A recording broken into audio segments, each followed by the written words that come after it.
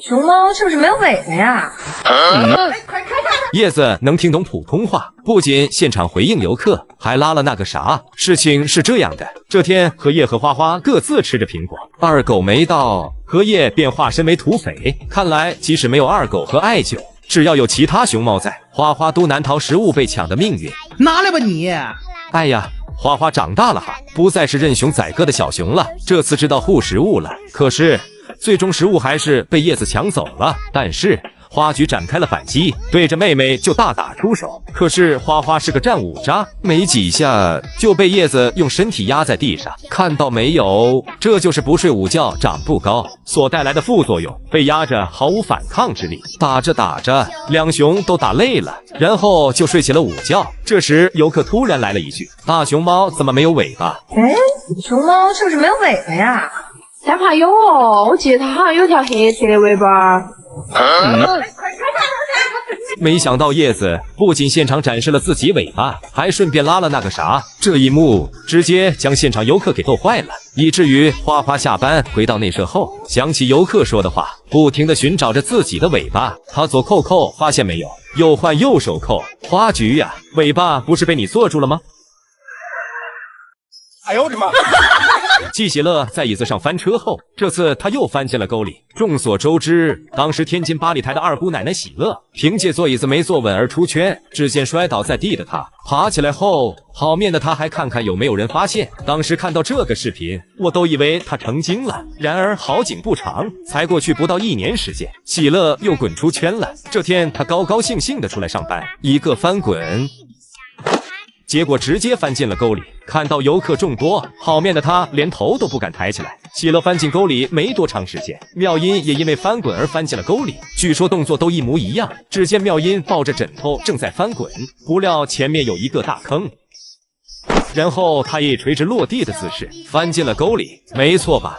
简直一模一样，不知道他们是怎么做到的。妙音的这一下好像有点摔猛了，爬起来后的他那是气得不行，爬到木架上后，直接就把金虎的玩具给扔了。妙音的这个表现真的太逗了，看来江湖传言，飞云负责貌美如花，金虎负责闲言嘴碎，妙音负责幽默搞笑。看来那不是传言呀，妙音就是这么幽默搞笑。不信你看他玩滑滑梯，我肚子都要笑出来了。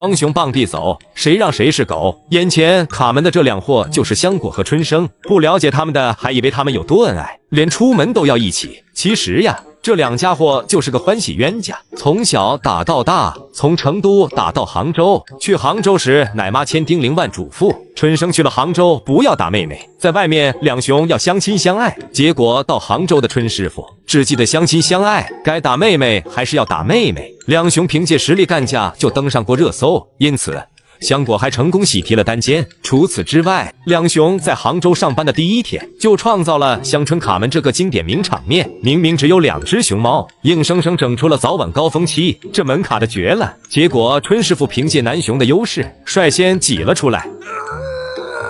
本以为上班卡门是个意外，结果下班时这2个家伙又卡门了。Oh my god， 真是2个欢喜冤家，真怕门被他们给挤坏了。我们从另外一个视角看一下，结果还是春师傅技高一筹，他又挤了出来。哎，本该是上天安排的姻缘，春师傅你这么弄，我都有点替你担心呀。同时两雄可谓喜好相同，看到奶爸从窗户中露出脑袋，两雄还争着和奶爸打招呼呢，简直和吃瓜群众一个样。以前春生为了下班还会爬窗户，这个小小的窗户我都好怕春师傅将它弄坏。两兄妹卡门就算了，别整出个卡窗的大新闻哦。别看有时两兄也恩恩爱爱，该打的架还得打，该卡的门还得卡，这就是春师傅和香春一对熊界欢喜冤家。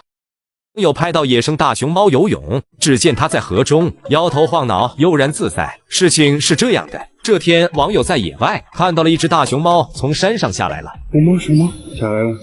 就那东西，真正的就是那东西，什么下来？就这样。他先来到河边喝了点水，喝完水后在河边徘徊，也不知道他要干嘛。网友也不敢跟得太近，只能在远处拍摄。过了一会儿，只见他来到了一个水池中，趴在里面开始了游泳。圈养大熊猫游泳的画面，我见过的也不少，但画面像这么唯美的，我还是第一次见。他在池子中来回游了好几圈，脸上都是乐呵呵的样子。随后，网友像个战地记者一般继续跟拍，可能他也发现了网友，然后纵身朝着一个较深的河中游去了。随着河水越来越深，他的姿势越来越美妙。只见他在水中摇头晃脑的游着，这画面比刚刚那个画面还美好。这可能就是野生大熊猫该有的野性吧。它们的自由是圈养大熊猫懂不了的，同样圈养大熊猫的公务员生活也是他们理解不了的。请注意这里，原来大熊猫用的也是狗刨水游泳法。经过一番熊掌拨清波后，它游上了岸，然后爬上石头，朝着大山深处走去，准备回家了。经过一番努力后，他征服了这个光滑的石壁。由于中间隔了一条河，为了不打扰他的生存，所以网友就没有继续跟拍了。然后这只野生大熊猫慢慢的消失在了镜头之中，它又要征战大自然，克服重重未知的挑战去了。少侠，祝你一切安好。啊，好肥呀，这个熊猫！这只大熊猫听到游客说自己肥，直接就愤怒了，跑去就把自来水阀门弄坏了，来发泄一下情绪。哇塞！这只大熊猫便是号称广州小霸王的雅逸。这天，雅逸吃完食物后，准备开始自己的表演，期间还表演起了成名绝技倒走。看得出，今天他的心情很好。然而，当他围绕着外圈让姨们拍照时，突然一名游客说他好肥。哇，好肥呀，这个熊猫！没想到这句话被他听到了，当场就生气了。毕竟女熊也是女孩，那也是爱美的存在。雅逸广州小霸王的名号可不是白叫的，平日里奶爸都不敢招惹他。这下好了，他跑去肯定干大事去了。只见他跑到这里时，突然趴了下来。如果不出意外的话，就要出意外了。果不其然，他直接将自来水的阀门弄坏了，然后自来水喷射而出。这一幕并没有把他吓到，显然这都在他的意料中。说白了，就是故意而为之的。过了一会，气消了的雅逸准备用手去堵自来水，发现堵不上后，赶紧逃离了作案现场，然后跑到水池中，悄悄地躲了起来，并望着自来水的方向。最后的最后，还是奶爸过来买单了。望着喷射而出的自来水，奶爸想用塞子盖住，这明显不行。后来他就去想其他办法了。